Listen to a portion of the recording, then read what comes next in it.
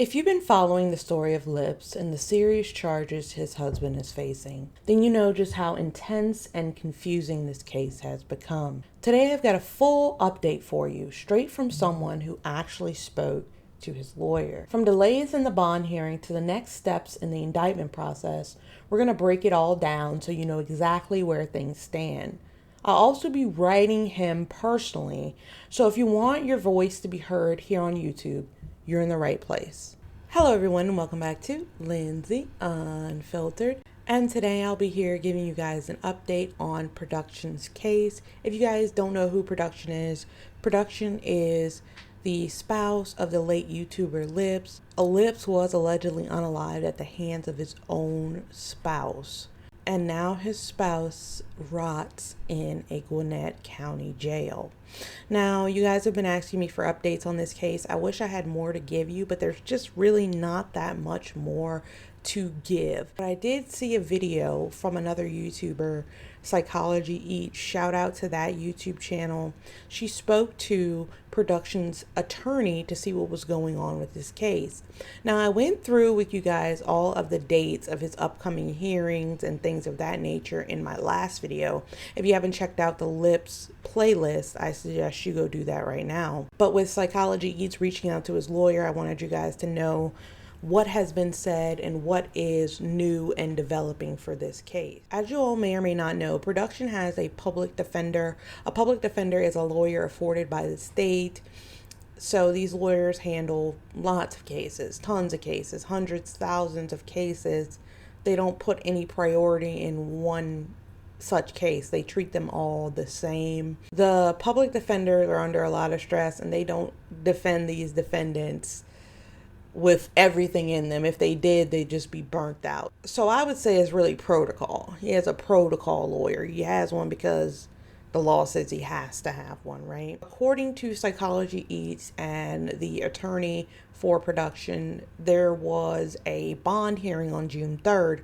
Now, I told you guys that there was no bond set for Production ever since this happened up until today.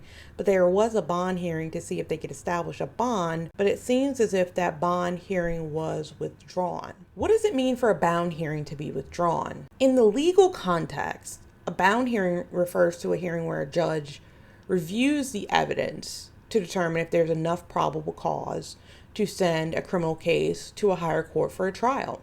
When a bound hearing is withdrawn, it means that the prosecution or a party in that case has decided not to proceed with the hearing at this time. And that can happen for a plethora of reasons. What we got from Psychology Eats and the attorney is that the nature of the crime and the fact that, from what I understand, Production said, just take me to jail. Just take me to jail. So is that an admission of guilt? Probably. So the judge is probably looking at it like, this is a very heinous crime. I'm not even taking the time out of my day to set a bond for this. Which is interesting because other people have gotten bonds in similar cases. But again, when you have a public defender working for you, you're just another number, unfortunately. Psychology Eats also let us know that within 30 or 60 days, there will be an indictment hearing to see if there's enough evidence, enough probable cause to take this case to trial within the next month or so. Okay. And from there, discovery will begin on the case with the prosecution getting their evidence, so forth and so on.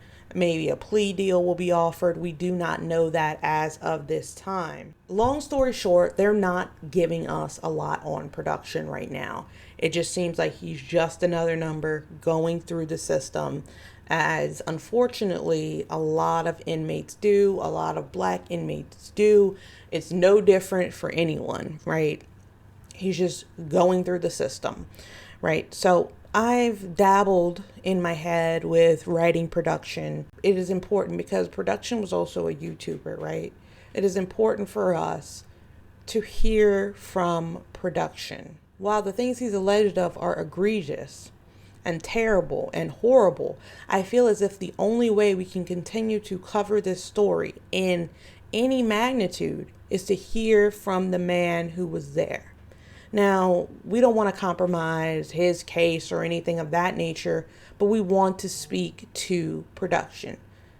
We want to speak to the man that cared about YouTube and I'm sure has some explaining to do. If you guys have specific questions for production, let me know. But my approach will generally be, is there anything you would like to say to YouTube? I would love to relay that message for you. If there's anything you would like to say to YouTube, is there anything you would like to say to Lips' family?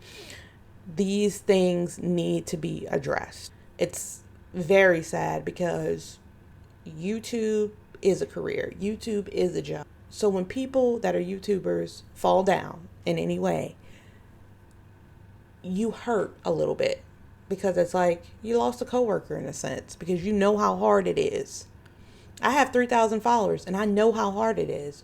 So I want to give him a chance if he will respond to me to speak out and say something, and I will deliver that message directly to you. I'm going to write him. Let me know down in the comments if there's anything you want me to ask him. Make sure to hit that thumbs up button. Prayers are with the family of Lips at this time. I know they are still grieving. I know things are still very, very sensitive and in the mukbang community. And how do we move on from here? Okay, my name is Lindsay Unfiltered. I cover topics of true crime, conspiracy, scandal. If you like those types of things, go to my channel and give it a check out.